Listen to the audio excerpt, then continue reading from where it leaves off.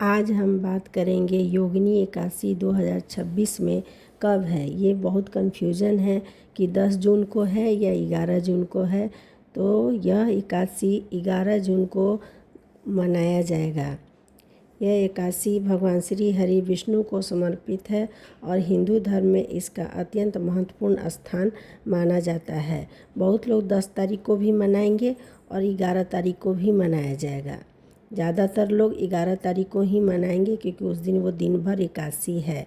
मान्यता है कि इस दिन श्रद्धा और नियम पूर्वक व्रत कथा भगवान विष्णु की पूजा करने से व्यक्ति के पापों का क्षय होता है और उसे आध्यात्मिक शांति की प्राप्ति होती है। सबसे पहले जानते हैं योगिनी एकादशी का महत्व। धार्मिक मान्यता के अनुसार वर्ष भर में आने वाली सभी एकादशियों का अपना अलग अलग महत्व है, लेकिन योगिनी एकादशी विशेष रूप से पापों से मुक्ति और आत्मशुद्धि का पर्व माना जाता है। इस दिन भगवान विष्णु की पूजा, व्रत, दान और भक्ति करने से जीवन में सकारात्मक आती है। भक्तों का विश्वास है कि इस व्रत से मन शांत होता है और भगवान की कृपा प्राप्त होती है। अब बात करते हैं योगिनी एकादशी व्रत के नियमों की।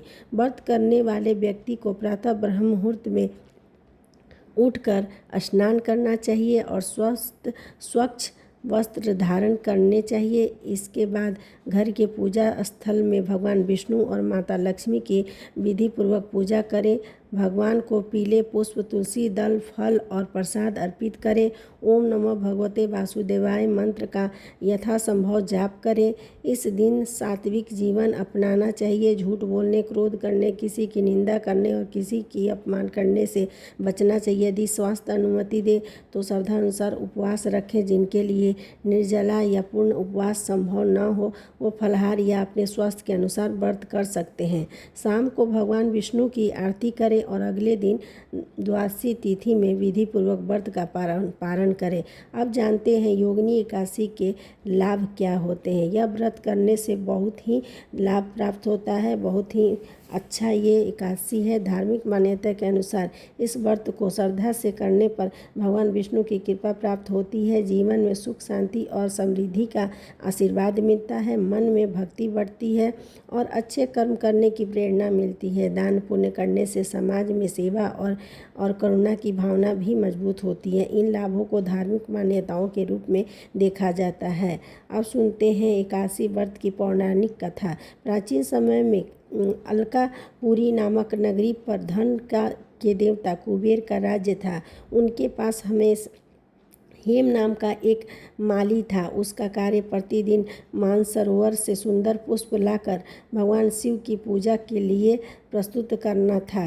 एक दिन हेम अपनी पत्नी के साथ समय बिताने से इतना मग्न हो गया कि वह समय पर फूल लेकर नहीं पहुंच सका। भगवान शिव की पूजा में विलंब हो गया। जब कुबेर को इसका कारण पता चला तो वे अत्यंत क्रोधित हुए और उन्होंने हेम को श्राप दिया कि वह कुष्ठ रोग से पीड़ित होकर अपने परिवार से दूर जंगलों में भटकेगा। श्राप के प्रभाव से हेम का शरीर रोगग्रस्त हो गया और उसे बहुत कष्ट सहना पड़ा। वह जंगल जंगल भटकता रहा। एक दिन उसकी भेंट महान ऋषि मार्कंडेय से हुई। ऋषि ने उसके दुख का कारण पूछा। हेम ने विनम्रता से अपनी पूरी कहानी सुनाई और उनसे मुक्ति का उपाय पूछा।